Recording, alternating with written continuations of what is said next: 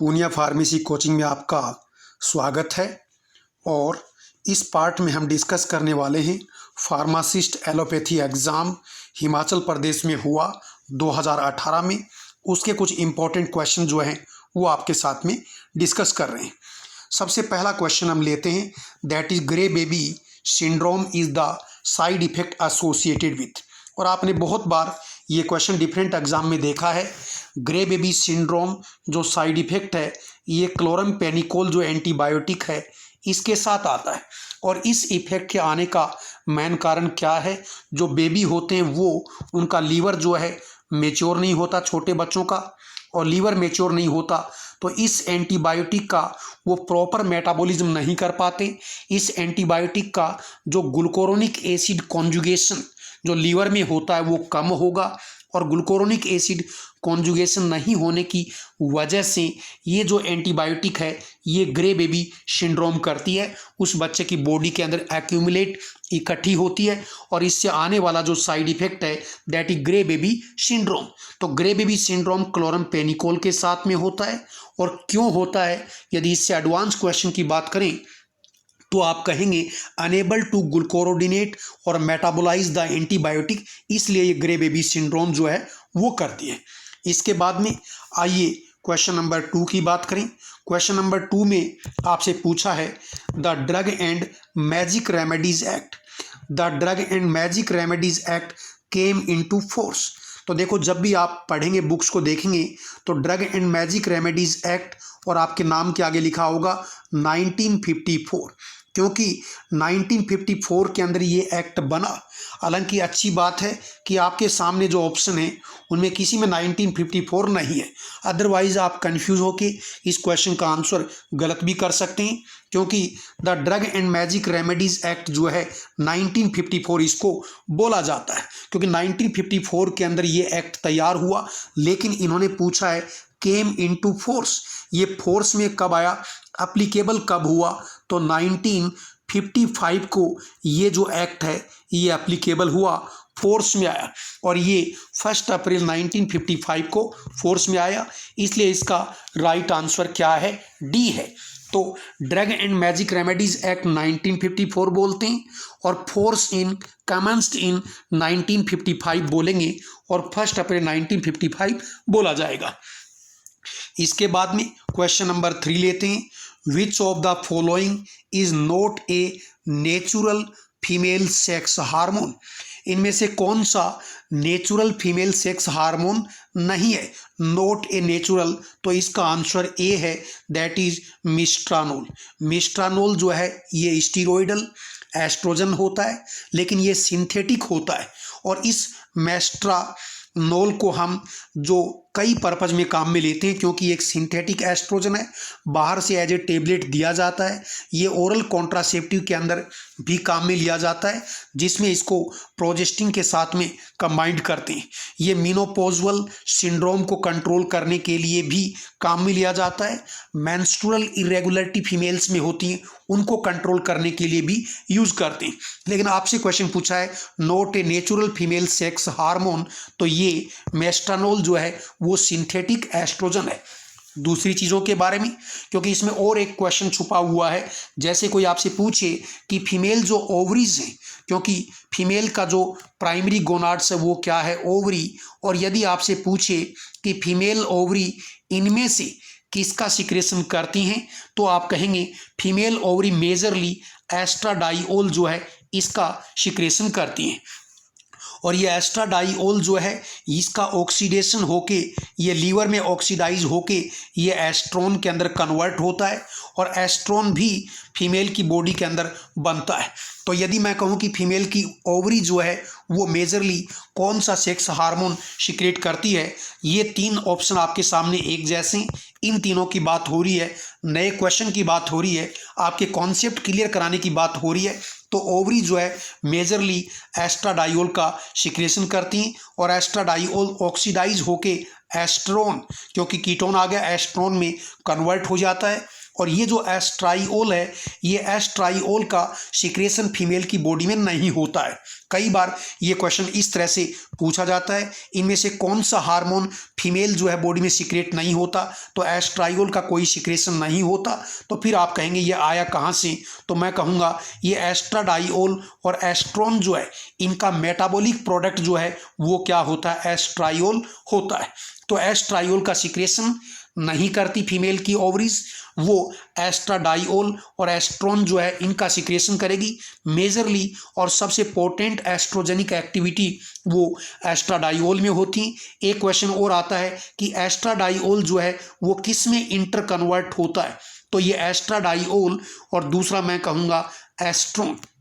ये भी एक इम्पॉर्टेंट क्वेश्चन है। इन दोनों का आपस में क्या है, इंटर कन्वर्जन होता है, यानी एस्ट्राडाइओल एस्ट्रोन के अंदर और एस्ट्रोन एस्ट्राडाइओल में आपस में एक दूसरे के अंदर कन्वर्ट होते हैं, जबकि एस्ट्राइओल जो है वो इन दोनों का मेटाबॉलिक प्रोडक्ट जो है होता है। अब इसके बाद में आते हैं नए क्वेश्चन के ऊपर। नया क्वेश्चन है बिल्कुल सिंपल और एक केमिस्ट्री का क्वेश्चन है, जिसमें आपसे पूछा गया है प्रीमाकीन इज ए, प्रीमाक्विन क्या है, तो ये केमिस्ट्री का क्वेश्चन है।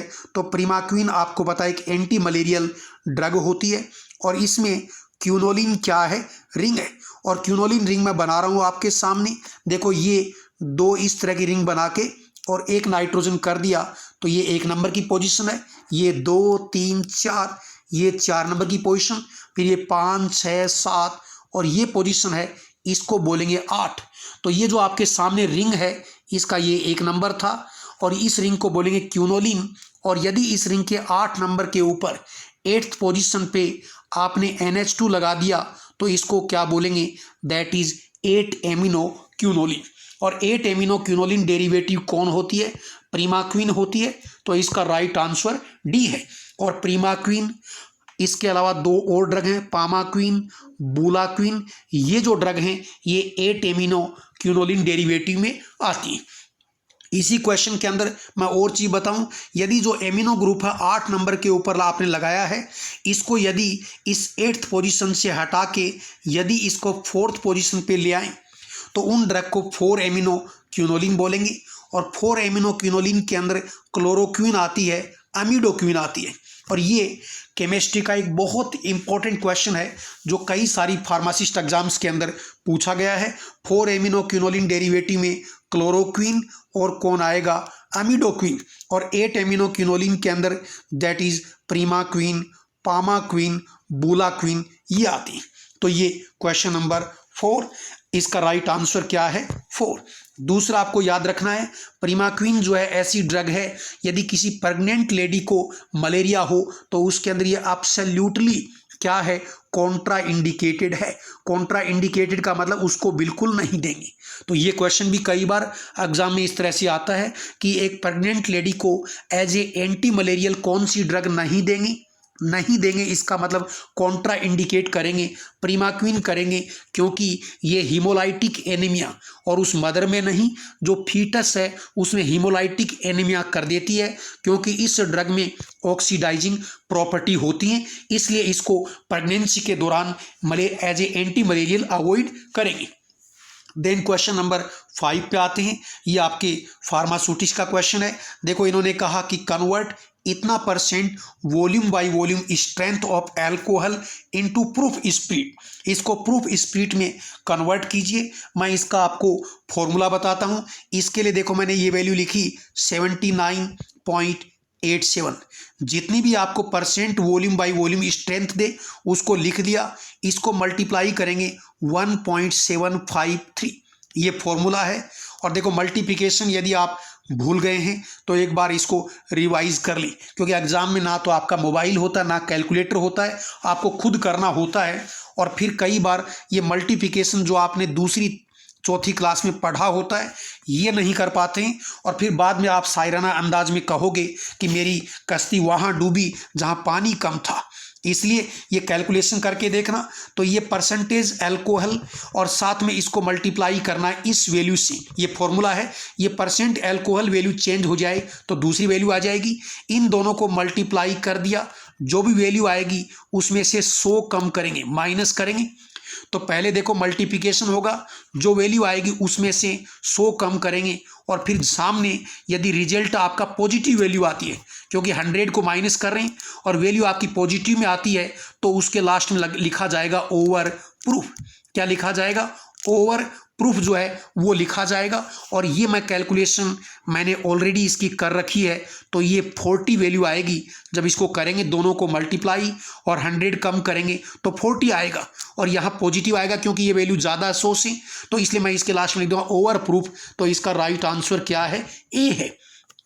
तो इस क्वेश्चन को याद करें, ये सूटिक्स का तो क्वेश्चन सेम ना हो, लेकिन इसी तरह के क्वेश्चन एग्जाम्स के अंदर आते हैं, इन्हीं कॉन्सेप्ट के क्वेश्चन एग्जाम में आते हैं। इसके बाद में क्वेश्चन नंबर 6 की बात करें, an example of saponin glycoside. Saponin glycoside का एग्जाम्पल बताइए। देखो सीधा और बहुत इजी क्वेश्चन, ग्लिसराइजा। और जो ग्लिसराइजा है इसके और भी कई नाम हैं। इस ग्लिसराइजा को हम लिकोराइसी बोलते हैं, और इसके अलावा इसको यस्ती, इसको मुलेठी भी बोलते हैं, इसको YASTI, इसको यस्ती बोलते हैं, इस ग्लिसराइजा को मुलेठी बोलते हैं, इसको लिकोराइस बोलते हैं। कई नाम हैं और काफ़ी फेमस ड्रग है। यदि मैं इसके सोर्स की बात करूं तो इसको GG कहेंगे आप, जैसे ग्लिसराइजा, और ग्लिसराइजा में आप कहेंगे GG। तो ये ग्लिसराइजा ग्लाब्रा फैमिली इसकी क्या होती है? लेगुमिनेसी होती है। और इसमें GG से मैं कहूँगा इसके अंदर एक कंटेंट होता है जिसका नाम है ग्लिसराइजिन। और ग्लिसराइजिन के बारे में बहुत सारे क्वेश्चन एग्जाम्स में आए हुए हैं। क्योंकि एक तो ये ग्लिसराइजिन जो है ये स्वीट प्रिंसिपल होता है। तो एक क्वेश्चन तो ये आता है कि लिकोराइस बोल दीजिए, मुलेठी बोल दीजिए, ग्लिसराइजा बोल दीजिए, इसका मीठापन, इसकी स्वीटनेस किसके कारण है? तो आप कहें ग्लिसराइजिन की वजह से है। दूसरा, ये जो ग्लिसराइजिन है या ग्लिसरीजिनिक एसिड बोल दीजिए, ये इसमें मिनरलोकोर्टिकोइड एक्टिविटी होती है। कौन सी एक्टिविटी? मिनरलोकोर्टिकोइड। मिनरलोकोर्टिकोइड का मतलब आप ये कह सकते हैं इसमें जो एल्डोस्टेरोन हार्मोन है उसके जैसी एक्टिविटी जो है वो होती है। तो मिनरलोकोर्टिकोइड एक्टिविटी इसमें होती है। इसके अलावा ये जो ग्लिसराइजिन है, ये ग्लिसराइजा के अंदर जो ग्लिसराइजिन है ये क्या है? Try terpenoid. ये भी बहुत बहुत इंपॉर्टेंट क्वेश्चन है। ट्राई टर्पिनोइड सेपोनिन है। इट ये ट्राई टर्पिनोइड, क्योंकि देखो सेपोनिन ग्लाइकोसाइड तो हम बात कर रहे हैं और ये ट्राई टर्पिनोइड सेपोनिन ग्लाइकोसाइड की कैटेगरी में आता है। इसी क्वेश्चन को आपसे यो पूछ लेते हैं, tri terpenoid saponin are present in. तो आपको ट्राई टर्पिनोइड भी याद नहीं हो तो सेपोनिन इज प्रेजेंट इन, तो सेपोनिन ग्लाइकोसाइड यहाँ ड्रग ही ग्लिसराइजा है, इसमें होंगी। तो ग्लिसराइजिन जो है ये स्वीट प्रिंसिपल होता है, मिनरलोकोर्टिकोइड एक्टिविटी रखता है, और इसमें ट्राई टर्पिनोइड सेपोनिन जो है ये प्रेजेंट होते हैं। और एक और इम्पॉर्टेंट क्वेश्चन इसका कि ये ग्लिसराइजिन है ये क्या है? ये क्वेश्चन ही बहुत बार आता है। इट इज ए पोटेशियम, मैं शॉर्ट में लिख रहा हूँ, and calcium salt of glycyrrhizinic acid. It is a potassium और calcium salt of glycyrrhizinic acid. ये क्वेश्चन बहुत बार कई जीपैट जैसी, गेट जैसी एग्जाम में, ड्रग इंस्पेक्टर जैसी एग्जाम में भी पूछा हुआ है। तो ये पोटेशियम और calcium salt of glycyrrhizinic acid होता है ग्लिसराइजिन। अब आते हैं नेक्स्ट क्वेश्चन के अंदर, question number 7, the meaning of Latin term मेने। जो मेने वर्ड है ये लेटिन टर्म है, इसका मीनिंग क्या है? तो एम से आप कहेंगे मॉर्निंग, और इसका आंसर है इन द मॉर्निंग। यदि कोई दवाई को यदि मॉर्निंग टाइम में लेना हो तो उसके लास्ट में डॉक्टर या फार्मेसी लेटिन टर्म में यदि एक्सप्लेन करना चाहे तो उसको लिखेगा मेने। तो मेने का मतलब इन द मॉर्निंग, ये इसका राइट आंसर होगा। और मिलते जुलते ऑप्शन जैसे लिखें कि एवरी मॉर्निंग, ये नहीं है। मेने का मतलब इन द मॉर्निंग, मॉर्निंग में कोई दवाई लेनी हो तो उसके लास्ट में ऐसा लिखा जाता है। इसके बाद में क्वेश्चन नंबर 8 की बात करें, और आप देख रहे होंगे कितना बढ़िया बैलेंस पेपर ये हिमाचल प्रदेश फार्मासिस्ट एग्जाम का आया है। इसमें हर क्वेश्चन को मैंने हू बहू जैसा पेपर है उसी के साथ में ऑप्शन लेके आपसे डिस्कस कर रहा हूँ। मेरी तरफ से सिर्फ मैं इन चीज़ों को एक्सप्लेन कर रहा हूँ और कुछ ऐड नहीं किया है। तो देखो इसमें हर सब्जेक्ट के इंपॉर्टेंट क्वेश्चन को शामिल किया है। द वर्किंग प्रिंसिपल ऑफ बोल मील इज। बोल मील का वर्किंग प्रिंसिपल क्या होता है? तो आपको पता है बोल मिल जो है उसमें स्टील का एक ड्रम होता है। इस तरह से खाली ड्रम है और इस ड्रम के अंदर होती हैं स्टील की बॉल्स जो कि ग्राइंडिंग मेटेरियल, जो मेटेरियल को ग्राइंड करेंगी तो ये स्टील की बॉल होती हैं। और ये आपका जो ड्रम है ऐसे मशीन के साथ में जुड़ा हुआ है और मशीन जो आपको पता राउंड राउंड घूमती है।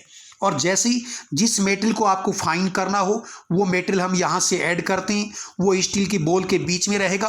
और जैसे ही आपका ये बॉल मिल जो है, क्योंकि इसमें स्टील की बॉल रोटेट होगी, तो ये जो स्टील की बॉल है ये ऊपर जाएंगी और ऊपर से नीचे गिरेंगी। तो देखो जब ये स्टील की बॉल रगड़ती ऊपर जाती, रगड़ लगेगी, तो ये रगड़ लगने से पार्टिकल साइज रिडक्शन होगा। और जब रगड़ लगती है तो इसको बोलते हैं अट्रेशन। दो मूविंग सरफेस, क्योंकि बाहर का ड्रम जो आपका ऐसे घूम रहा है और स्टील की बॉल वेट है, इनमें वजन है, तो नीचे रहेंगी तो ड्रम के साथ में रगड़ खाएंगी और बीच में जो मेटेरियल है उसके ऊपर रगड़ लगेगी, जिससे उस मेटेरियल की पार्टिकल साइज क्या है, कम होगी, रगड़ लगती है, इसको बोलते हैं अट्रेशन। फिर आपकी स्टील की बॉल जो है ऊपर जाके ऊपर से गिरेगी। क्योंकि ड्रम जब गोल गोल घूमता है तो आपको पता है कि जैसे मैं इसको साइड एंगल से आपको दिखाऊं, ये आपके ड्रम का ये वाली साइड दिखा रहा हूं और ये स्टील की बॉल और आपका ड्रम जो है ऐसे गोल घूम रहा है। तो ये स्टील की बॉल ड्रम के रोटेट होने से ये ऊपर ऐसे जाती है और ऊपर से ऐसे गिरती है, ऐसी स्पीड मेंटेन करते हैं। जब बॉल रगड़ खाती ऊपर जाएगी तो अट्रेशन देगी और जब ऊपर से नीचे गिरेगी तो उसको क्या कहेंगे, दैट इज इम्पैक्ट। और कई बार इस इम्पैक्ट को शॉक भी लिख देते हैं। और जो मेटेरियल बीच में आएगा उसकी पार्टिकल साइज रिडक्शन जो है वो होगी। और ये बॉल मिल आपको याद होगा 200 मैस फाइन मेटेरियल प्रोड्यूस करती है। 200 मैस फाइन का मतलब ये है 200 नंबर की जो सीव है उसको पास कर दे, इतना बारीक मेटेरियल ये प्रोड्यूस करती है। तो आप कहेंगे बॉल मिल जो है ये पार्टिकल साइज रिडक्शन किस बेसिस पे करेगी, तो आप कहेंगे that is answer is B, impact और अट्रेशन के बेसिस पे करेगी। दूसरा आपको याद रखना बॉल मिल में बी के बाद ए आ रहा आ बा, तो आज आपको बोलना है it is suitable for particle size reduction of abrasive material. जो अब्रेसिव मटेरियल है उसकी पार्टिकल साइज रिडक्शन करना है तो देखो बॉल मिल का बाल का मैंने ए ले लिया याद करने के लिए। जो अब्रेसिव मटेरियल है उसकी पार्टिकल साइज रिडक्शन करनी हो तो बॉल मिल सबसे सूटेबल है और इम्पैक्ट एट्रेशन बेसिस पे पार्टिकल साइज रिडक्शन करेगी। जो मटेरियल आएगा वो 200 मैस जो है फाइन होगा। इसके बाद आइए next question, which of the following is a live vaccine. अब देखो ये क्वेश्चन आप इसको माइक्रोबायोलॉजी का बोल सकते हो, इसको आप हेल्थ एजुकेशन कम्युनिटी फार्मेसी का बोल सकते हो। तो हर सब्जेक्ट को इन्होंने कवर किया है, क्योंकि काफ़ी सारे स्टूडेंट मुझसे पूछते हैं कि सर एग्ज़ाम में कौन सा सब्जेक्ट को ज़्यादा वेटेज दें। तो देखो पूछने को किसी भी एग्ज़ाम में कोई भी सब्जेक्ट कम ज़्यादा आ जाता है, एग्ज़ाम टू एग्ज़ाम ये वेरिएशन रहता है और उसके ऊपर कोई उसका नियम कायदा नहीं है। लेकिन आप इस पेपर में देख रहे हैं सभी सब्जेक्ट को इन्होंने इक्वली कवर किया है। तो किसी भी एग्ज़ाम में सक्सेस होने के लिए आप यदि पहले से ही चूजी रहेंगे कि मैं एक सब्जेक्ट को करूंगा इसको नहीं करूंगा, तो आपके सिलेक्शन होने के चांसेस भी चूजी होंगे, हो भी सकता नहीं भी हो सकता है। लेकिन यदि आपने हर सब्जेक्ट को अच्छे से किया, सबको बराबर वेटेज दिया, तो आपके सिलेक्शन होने के चांसेस जो हैं वो 100% होंगे। अब देखिए which of the following is a live vaccine, इनमें से लाइव वैक्सीन कौन सी है। और जैसे ही मैं देखता हूं मुझे पता है oral polio vaccine, oral polio लिखा हुआ है, अंडरस्टूड है ओरल पोलियो वैक्सीन। और एक इसका दूसरा नाम भी आपको बता दूं, इसको सेबीन भी बोलते हैं, सेबीन। तो कई बार सेबीन वैक्सीन लिखा आता है। तो ओरल पोलियो वैक्सीन और सेबीन वैक्सीन ये एक लाइव वैक्सीन है। और आपको पता बच्चों को पोलियो की दवा हम पिलाते हैं। लेकिन जब मैं इसके अंदर इन्फ्लुएंजा को देखता हूं तो इन्फ्लुएंजा देखते ही, इन्फ्लुएंजा आपको पता है ये वायरस होता है, आरएनए वायरस होता है और इससे होने वाली डिजीज जो है उसको आप इन्फ्लुएंजा बोल दीजिए या उसको आप बोल दीजिए फ्लू। तो ये फ्लू वायरस है, ये फ्लू करता है। और इन्फ्लुएंजा वैक्सीन जो है ये किल्ड भी आती है, लाइव भी आती है, क्योंकि इन्होंने क्वेश्चन पूछा है लाइव वैक्सीन कौन सी है, ओरल पोलियो लाइव है। और दूसरा ऑप्शन आते हैं इन्फ्लुएंजा, इन्फ्लुएंजा जो है इसको फ्लू बोलते हैं और इसकी वैक्सीन जो है वो क्या है, किल्ड भी आती है, किल्ड इन्फ्लुएंजा वैक्सीन भी आती है और इसकी क्या है, लाइव भी आती है। अब देखो ये क्वेश्चन एक तरह से कंफ्यूजिंग क्वेश्चन हो गया, लेकिन आपको पता ओरल पोलियो वैक्सीन तो हमेशा क्या होती है, लाइव ही होती है, इसलिए राइट आंसर इसका ए जाएगा। जबकि इन्फ्लुएंजा वैक्सीन जो है वो किल्ड भी है, जो किल्ड है उसका रूट जो है इंट्रामस्कुलर रूट से इसको इंजेक्ट करते हैं, और इन्फ्लुएंजा वैक्सीन जो आपकी लाइव है इसका इंट्रानेजल स्प्रे होता, नाक के अंदर इसको क्या करते हैं, स्प्रे करते हैं। तो इन्फ्लुएंजा के अंदर देखो लाइव और किल्ड दो ऑप्शन है, जबकि ओरल पोलियो वैक्सीन सिर्फ लाइव है। तो इन्होंने पूछा लाइव वैक्सीन कौन सी है, इसलिए दोनों में से राइट आंसर क्या है, ए जो है वो जाएगा। लेकिन थोड़ा थोड़ा इन्फ्लुएंजा जो है ये भी लाइव में आता है, ये भी पार्शियली करेक्ट है, लेकिन दोनों में से एक चूज करना है तो आपको आंसर ए ही चूज करना होगा। इसके बाद आइए क्वेश्चन नंबर 10 की बात करें। देखो फिर इन्होंने सब्जेक्ट बदल दिया।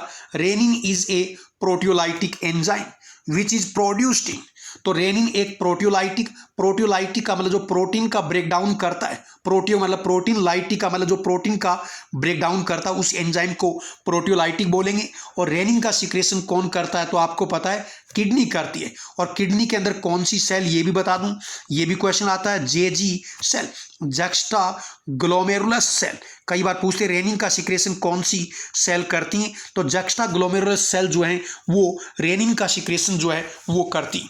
इसके बाद आइए question number 11, the schedule two which list of drug to be sold on prescription only belong to, तो देखो लिस्ट ऑफ ड्रग की list sold on the prescription only, जो प्रिस्क्रिप्शन के बेसिस पे ही सोल्ड होती हैं वो कौन सी है, वो आपकी शेड्यूल एच की ड्रग हैं। तो शेड्यूल एच की ड्रग पे लिखा होता है list of drug to be sold on prescription only. आप कहेंगे क्या शेड्यूल जी की नहीं हो सकती, शेड्यूल जी की ड्रग लिस्ट ऑफ प्रिस्क्रिप्शन है, लेकिन साथ में इनके लिए जो नाम आता है वो आता है drug given under medical supervision. तो आपको ये कहता drug given under medical supervision, तो आप शेड्यूल जी लगाते। और वाई जो है वो किसके रिलेटेड है, गाइडलाइन ऑन क्लिनिकल ट्रायल। सारे ही ऑप्शन इसके इंपॉर्टेंट हैं, राइट आंसर इसका ए है। Drug given under medical supervision आता तो शेड्यूल जी आता, वाई यदि गाइडलाइन ऑन क्लिनिकल ट्रायल आपसे पूछता तो आप इसके अंदर क्या है, शेड्यूल वाई करते। आगे चलते हैं, आगे आप देखिए शेड्यूल एक्स है, इसमें नार्कोटिक ड्रग आती। देन क्वेश्चन नंबर 12 देखो, मैनिटोल इज ए, ये फार्माकोलॉजी का क्वेश्चन है। तो मैनिटोल जो है वो ओस्मोटिक डायूरेटिक होता है। मैनिटोल है, आइसोसोर्बाइड है, यूरिया है, ग्लिसरोल है, ये ओस्मोटिक डायूरेटिक की कैटेगरी के अंदर आते हैं। इसके बाद में क्वेश्चन नंबर 13, 1 टीस्पूनफुल इक्वल टू, 1 टीस्पूनफुल का मतलब जो एक चम्मच होती है उसकी बात हो रही है। तो 1 टीस्पूनफुल इक्वल टू, तो ये क्या है, 4 ml है। 4 ml फार्मेसी के अकॉर्डिंग ये 4 ml होती है। यही क्वेश्चन यदि नर्सिंग में आता है तो वो लोग इसके ऑप्शन को 5 ml जो है वो लेते हैं। तो यदि यहाँ पे मेरे को ऑप्शन 4 ml नहीं मिलता तो मैं इसका आंसर 5 ml भी लगा देता, लेकिन आपको 4 ml पहले करना है। 4 ml टीस्पूनफुल 4 ml जो है वो होता है। इसके बाद में चलते हैं नेक्स्ट क्वेश्चन के अंदर। क्वेश्चन नंबर 14 की बात करें। क्वेश्चन नंबर 14 में आपसे पूछा है example of केटाइनिक emulsifying agent is, ये केटाइनिक इमल्सिफाइंग एजेंट बोला है। इसी का दूसरा नाम चेंज करके ऐसे भी कह सकते हैं कि केटाइनिक सरफेक्टेंट कौन है, क्योंकि आपको पता है सरफेक्टेंट का मतलब क्या है, सरफेस एक्टिव एजेंट। और जो सरफेक्टेंट होते हैं वो सरफेक्टेंट को यदि इमल्सन के अंदर उसको इमल्सन बनाने के अंदर काम में लें तो उन्हीं सरफेक्टेंट को इमल्सिफाइंग एजेंट बोलेंगे। तो आप सरफेक्टेंट बोलिए या आप इसको सरफेस एक्टिव एजेंट बोलिए, एक ही बात है। केटाइनिक कौन है, केटाइनिक का मतलब जिसपे पॉजिटिव चार्ज है। पहले मैं आपको आंसर बताता हूं, इसका आंसर सिट्रीमाइड है। ये क्वेश्चन भी बहुत बार आया हुआ है। और साथ ही आपको याद रखना है जो केटाइनिक आपके सरफेक्टेंट होते हैं जिसमें सिट्रीमाइड भी है, और एग्जाम्पल की बात करें तो बेंज एल्कोनियम क्लोराइड भी है। और ये जो केटाइनिक सरफेक्टेंट होते हैं इनमें कौन सी एक्टिविटी मिलती है, याद रखना, बहुत बड़ा इंपॉर्टेंट क्वेश्चन है। इनमें एंटी माइक्रोबियल बोल दीजिए या इनमें एंटी बैक्टीरियल एक्टिविटी होती है। तो आपसे इस तरह से क्वेश्चन पूछता है कि कौन सा इमल्सिफाइंग एजेंट या surfactant having anti bacterial activity, तो बोलेंगे केटाइनिक, जिसमें बेंज एल्कोनियम क्लोराइड और सिट्रीमाइड जो है ये आते। अब मैं सिट्रीमाइड की आपको स्ट्रक्चर याद तो नहीं करनी, लेकिन आपको याद रहे इसलिए मैं आपको बता रहा हूँ। इसमें देखो ये नाइट्रोजन है और नाइट्रोजन के ऊपर इस तरह से चारों तरफ ग्रुप लगे हुए, जैसे मैंने कह दिया यहाँ CH3, यहाँ भी CH3, इधर भी CH3, और ये नाइट्रोजन की वैलेंसी 3 होती, 4 हैं, इसलिए यहाँ पॉजिटिव चार्ज आएगा। फिर इसके ऊपर देखो ग्रुप लगा दिए ऐसे साइड से CH2, और इस तरह से साइड चेन में यहाँ ये CH2 12 और ये CH3, तो ये पूरी स्ट्रक्चर होती है। यानी ये जो साइड चेन आप देखें तो एक कार्बन, ये मैंने एक साथ 12 कार्बन और एक ये, तो ये आपका टोटल जो है ये 14 कार्बन की स्ट्रक्चर। इस नाइट्रोजन पे 3 CH3 ग्रुप हैं, तो 3 ये, इस तरह से इसमें 17 कार्बन स्ट्रक्चर है और एक नाइट्रोजन के साथ में जुड़े हुए जो कि क्वाटरनी अमोनियम कंपाउंड है। तो इसको केटाइनिक भी बोल सकते हो, इसको क्वाटरनी अमोनियम कंपाउंड भी बोल सकते हो। तो क्वाटरनी अमोनियम कंपाउंड में बेंज एल्कोनियम क्लोराइड भी आता है और इसके अंदर सिट्रीमाइड जो है ये भी आता है। अब आपका आज का हमारा आखिरी question, tolnaftate is used as a. Tolnaftate जो आपको पता है ये एक एंटी फंगल ड्रग है, जो आपको पता है इसकी